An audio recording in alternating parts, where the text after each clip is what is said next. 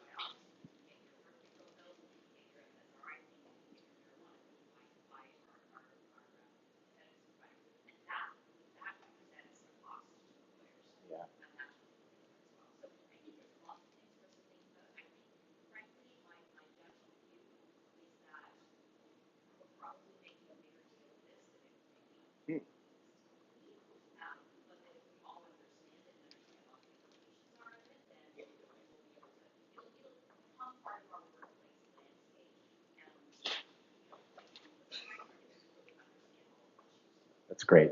That's a great overview, Susan. So, well, you can really hear me now. Listen to that. Wow. Kristen, I'm intrigued by your practice in that you consult with not only employers but organizations who have employees in this category. So, can you tell us a little bit about your practice, and then I have a follow-up for you. Is that on? Okay, here we go. Do I get the deep voice? Yeah, so my practice, I've done employment law for the last 20 some odd years. But my clients range from highly safety sensitive workplaces where cannabis use is a real issue because of impairment and health and safety obligations, to financial sector, to the world's biggest tech company. It's a real variety in terms of my practice, but in the past couple of years, I've added a lot of cannabis clients that my firm acts for and that I provide employment advice to, which is an interesting partnership because cannabis companies have the same issues with cannabis that every other company does, right? You still don't want people who are harvesting cannabis to be doing it impaired, shockingly enough. It's not a free-for-all just because you happen to be growing cannabis that you're promoting it for use during the workplace. It's not that different, frankly, from alcohol companies, beer companies, that kind of thing. You know, like when I started, and this is going to date me, like Susan here, you know, at Labatt Brewery in Ontario, or in London, Ontario, you know, which was the best job to get if you lived in London, Ontario, and you were a student. You know, you could drink as much as you wanted to at lunch and then go back to work. That does not happen anymore. And that's not happening at cannabis companies, just to be clear. So we've had a shift in culture. And so a lot of the stuff that I'm doing these days is balancing health and safety obligations with accommodation obligations and figuring out that medical marijuana is not different from any other kind of prescribed drug. So there's a stigma that is still associated with it that is slowly abating, I think. And I think Brian's got a lot to say about that. That'll be of assistance to us today. Because my follow-up, while you can really hear me, is, you know, after July 1st or whatever the date becomes, what changes do both employers and employees sort of need to be aware of? No, another dud. Here we go. Yeah, so first about July 1st, to the extent that you have any interest in what's happening in Ottawa, the legislation is currently in second reading before the Senate, so they still have to approve it. It has to get royal assent and then be proclaimed into force. And I understand that the debate at this point is how quickly they can get it through those processes for it to happen this summer and to time it so that it's not a free-for-all for frosh weeks for universities in the fall, believe it or not. So it is likely to happen over the summer still, as I understand it, and that the Senate will not be holding it up so that everybody who's been relying on this July 1st date is going to be close.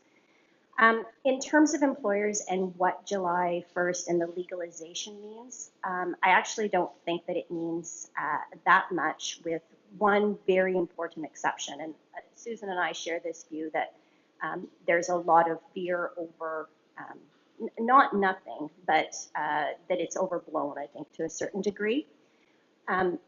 Once cannabis becomes legalized, that does not mean that an employee is entitled to show up for work high or impaired. So nothing changes from an employer standpoint, except to the extent that you may need to actually tell people that. So policy becomes very important. Setting expectations becomes very important. The fact that just because this is now legal doesn't mean that expectations at work have changed in any respect becomes important. And then irrespective of the legalization, there will still be an obligation to accommodate individuals who are using medical marijuana because they have a disability. So that's not going to change. The obligation to accommodate addiction is not going to change. But to the extent that we do expect to see a spike in use, as I said, the policy and the expectations are pretty important. And just in terms of grounding, what the expectation is, Deloitte did a survey last year that the Human Resources Professional Association has picked up, and apparently 17% of Canadians admit to having used marijuana at the point that they did this survey in 2016. So that's 17% of people admitting to having done something that was illegal, and 40% want to try as soon as it's legal. So you are going to see, you know, the expectation is that there's really going to be an uptake in use. And again, Brian's going to the expert on this stuff, but for new users, there are issues in terms of figuring out, you know, how long you're impaired for and that kind of stuff. So again, policy expectations and communicating those to your employees is very important. Very much. So I've heard policy a couple of times, and we'll bring that into the conversation soon. I want to bring you, Brian, into the conversation as well. What I've heard from both Kristen and Susan, and certainly in the conversations I've had this morning, is about a stigma attached to marijuana. And and yet you have a business that focuses on medicinal cannabis for health and wellness and well-being purposes. So can you tell us a little bit about your business, and then tell us a little bit about medicinal cannabis? It is not. Thank you, and thank you everybody for having me here. I appreciate it. So, what was the original question? I don't remember. Sure, the stigma medical. Oh yeah, a little bit about Apollo and then the stigma. So I created Apollo initially in 2013 because I actually, as you kind of mentioned, I co-founded a pain clinic here in Toronto called Alivio Pain Management. It was designed and built to be the greatest pain practice, treating patients suffering, with terrible conditions. And what we were hearing from a lot of the patients was that medical cannabis was more effective for them than any other treatment. But the problem was they were often experiencing euphoria. And so I found that fascinating for two reasons. Firstly, this individual was forced to buy cannabis from the black market. Secondly, physicians who in theory had the ability to prescribe it weren't comfortable prescribing it because there was a lack of evidence. And that's why I created Apollo. Apollo is a company that was really designed to empower patients and empower physicians to be able to, effectively utilize medical cannabis as a treatment. And so today we've treated over 10,000 patients successfully. And when it comes down to it, what I think it's important that everybody in the room take away from this conversation is that just because someone's using medical cannabis in the workplace doesn't mean they're experiencing any euphoria. And in fact, potentially just the opposite. So when we look at the stigma of cannabis, often people are assuming it's going to be somebody smoking a joint. Well, medical cannabis today is actually far from that. The majority of patients that we see at Apollo are using oral consumption, so may it be a pill or oil. Also, there's options like topical. But just because someone is going to potentially smoke it or use a vaporizer doesn't also necessarily mean that they're doing anything wrong. So a vaporizer is actually incredibly effective, more effective than smoking it, about 70% more effective, in fact, and it's also very easy to conceal or conspicuous. So there is no smell that goes along with it, and it's fantastic for breakthrough pain. So when people are going to be using it in the workplace, they don't necessarily need to do it in front of others. They can do it very concealed. No one necessarily has to know. And they should also be, you should also be aware that what I've found, because several of our employees at Apollo are successfully using cannabis, they're actually better employees because they're not experiencing a lot of the adverse things that they go through with other medications potentially. And moreover, it's actually a very, very effective medication, potentially. So for the people that we have at Apollo that are using it, they've expressed to us how appreciative they are that they are allowed to use medical cannabis and we're comfortable with it. And moreover, they are better employees for it. Their ability to concentrate because they're not experiencing severe pain.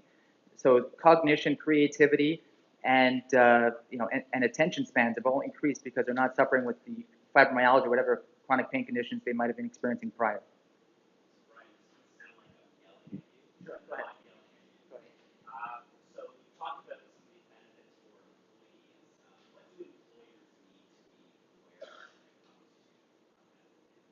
So yeah, that's really a very important question that I think the one thing, like I said, I really want everybody to take away from this conversation is if someone's using medical cannabis, they are not necessarily experiencing any euphoria at all. So as I sit here and speak with you all today, I have cannabinoids, which is actually the chemical makeup of cannabis. They're called cannabinoids. So here's a really interesting question for everybody in here. How many of you have cannabinoids in your system right now? Put up your hands. So here's a surprise for everybody. You all have cannabinoids in your system. So our bodies are actually comprised of cannabinoids, which is actually what the cannabis plant is comprised of. But it's just a different makeup. So in our brains, we have something called the endocannabinoid system. So it's really, really fascinating the way cannabis actually works with the human body. It's almost like a lock and key.